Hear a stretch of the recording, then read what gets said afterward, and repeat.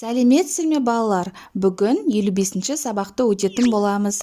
Каналымызға міндетті түрде подписаться батырмасын басып, жазылып алыңыздар. Сіздер үшін пайдалы сабақтар шығып отырады. Мен қалай жазушы болдым? Біріккен сөздер. Мәтіннің тақырыбы мен мазмұнының өзара сәйкестігін анықтаймын. Мәтіндегі негізгі ойды табамын. Біріккен сөздердің жазылу ерекшелігін үйренемін. 35-ші жаттығу Максим Зверевтің «Мен қалай жазушы болдым» мәтінін түсініп оқы. 1903 жылы мен 8-де едім. Әкем баламды көктемгі аңшылыққа апарам дегенде шешемнің көзі шарасынан шықты. Сонда қосат жеккен арбаның лайсам батпаққа күпшігінен кіріп келе жатқанын ұмытпаппын. Табиғатпен қоян қолтық келгенім, тасыған су жиегіндегі көгалда қарсы алған таңым жадымда өшпестей болып қалыпты. Үйге келген соң жаңағы сапарымды жазғым келді. Үлкен сызықты дәптерге тұңғыш рет әңгіме жазып, әкеме көрсеттім.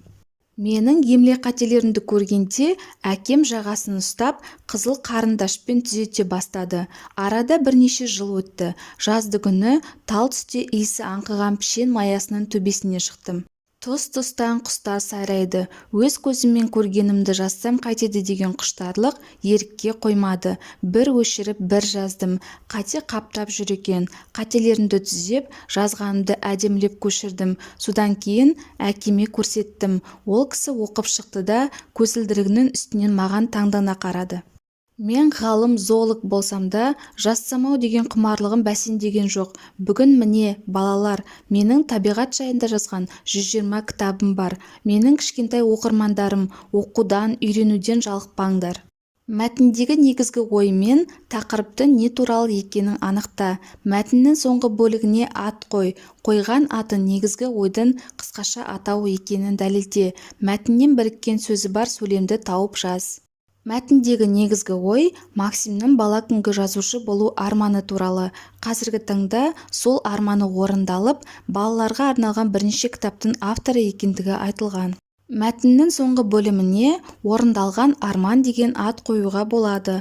Максим ғалым, зоолог бағыты бойынша білімін жетілдірсе де, жазушылықты тастамай, арманын орындады.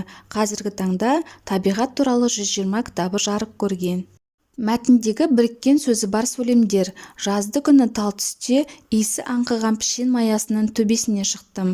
Ол кісі оқып шықты да көзілдірігінің үстінен маған таңдана қарады. Бұл жерде жазды күні және көзілдірік сөздері біріккен сөздерге жатады. 36-шы жаттығу мәтінге қатысты порталасының пікірін білу үшін сұрақтар құрастыр. Сұраққа жауап беруге дайындал. Үлгі. Бала Максимнің қай қасиеті оны жазушылыққа әкелді? Сұрақтарыңды, олардың жауаптарын жаз. Максимнің арманы кім болу еді? Жазушы болу. Ол қандай маман иесі болды? Ғалым, зоолог. Басқа мамандық таңдауы жазушылыққа кедергі болды ма? Жоқ, кедергі болмады. Бала күнгі арманы орындалды ма? Я, арманы орындалды. Максимнің неше кітабы жарық көрді? 120 кітап. Оның кітаптары кімдерге арналған? Балаларға арналған. 37-ші жаттығу жазушы болу үшін қажетті қадамдарды мәтінге сүйеніп толықтырып жаз. Болашақ жазушы көп оқуы, үйренуі керек. Өзінің жазу саласы бойынша көп мәліметтер жинап ізденуі керек. Әрдайым өзі сияқты жазушылардың еңбектерін бағалау керек. Оқырмандарға пайдалы кеңестермен бөлісуі керек. 38-ші жаттығу берілген біріккен сөзді пайдаланып, сурет бойынша сөйлемдер құрап жаз. Жүсіпбек Аймауытов қазақтың көрнекті жазушысы, драматург, публицист, қазақ әдебиетін қалыптастырушылардың бірі. Ақбілек романындағы барлық оқиғалар тікелей өмірден алынған. Ақбілек романы қазақ ауылындағы дүрбелең жылдар шындығын, олардың дәстүрі мен тұрмысын, жекелеген адамдардың іс-әрекеті мен қарым-қатынастарын, әсіресе басты кейіпкер Ақбілектің қасіретке толы өмірі, мұңы мен шері жайындағы туынды. Жүсіпбек сөзінің айтылуы мен жазылуын салыстыр. Айтылуы Жүсіпбек, жазылуы Жүсіпбек. Жүсіпбек сөзінің қандай сөздерден құралғанын айт. Олардың дыбыстық құрамында болған өзгерісті байқа. Жүсіпбек, Жүсіп және Бек сөзінен құралған. Шығармашылық үзіліс. 39-шы жаттығу біріккен сөздер кестесін толықтырып айт. Біріккен сөздер. Адам аттары. қазанғап, ботагөз, айгүл. Жер-су атаулары: Жезқазған, Көкшетау, Баянауыл. Аң-құс атауы: Қосаяқ, Түйеқұс, Қараторғай. Ойын атауы: Ақсүйек, Алтыбақан, Тоғызқұмалақ. Өсімдік атауы: Алабұта, Саңырауқұлақ, итмұрын. Өзіңе ұнаған біріккен сөз туралы ақпарат жина. Ол сөз неліктен солай аталатынына жауап іздеп, хабарлама дайында.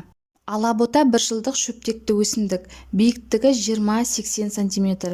Кезек жапырақты, шөлге шыдамды өсімдік. Денесінде ұсақ тозаңы болады. Орталық Азияға, Қытайдың батыс бөлігіне және өзге бір түрі Сібірде көп тараған. Жемісін күзде жиып алып дәріге пайдаланады. Алабұта тағамдық өсімдік ретінде ертеден бері белгілі. 19 ғасырға дейін оны бақтарда дақылдармен бірге өсірген.